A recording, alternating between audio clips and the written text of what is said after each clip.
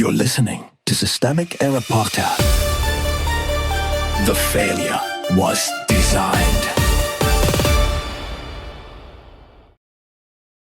Cringey effort to Taylor Swift wedding triggers much mocked Trump attention grab based on an article by Kathleen Culleton. The White House as a content farm, a stage managed from the top. The source is a small story, but the power structure is not subtle. The White House posted an AI-generated image on X, using government-facing communications to fake Madison Square Garden signs celebrating Trump, minutes after pink signs outside the arena announced Taylor Swift and Travis Kelce were married. That is the event. Everything else is commentary on the event, including the attempt to disguise attention-grabbing as something spontaneous. Who actually moved? Donald Trump is the institutional power here, and the White House did not act as a neutral bystander. It chose to post the doctored image, chose the timing, and chose the caption "It's happened." The Daily Beast reads it as jealousy over Swift and Kelce's attention, and that is plausible. But the deeper point is simply the operation is deliberate. The administration is not merely reacting to culture, it is trying to seize the frame before anyone else can define the moment. Misdirection as method.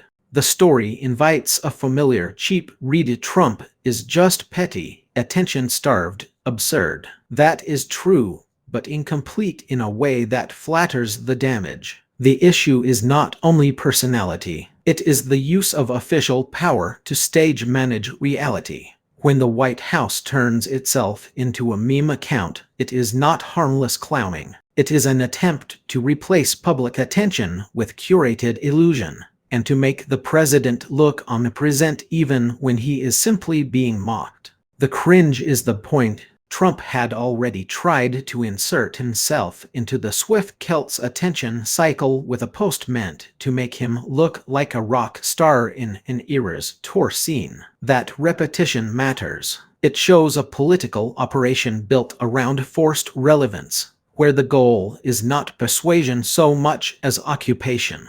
If the story feels unserious, that is part of the tactic. Frivolity lowers resistance, while the institution normalizes propaganda as entertainment. What the pushback shows: the critics' doctored signs matter because they expose how thin the original stunt was. Trump is your president is not a message of strength. It is a plea to be seen. The backlash also reminds us that the president's opponents are often left responding in the same visual language he uses to dominate attention. That is a structural problem. The reaction cycle keeps political energy trapped inside his spectacle rather than forcing a reckoning with the office itself. The larger pattern.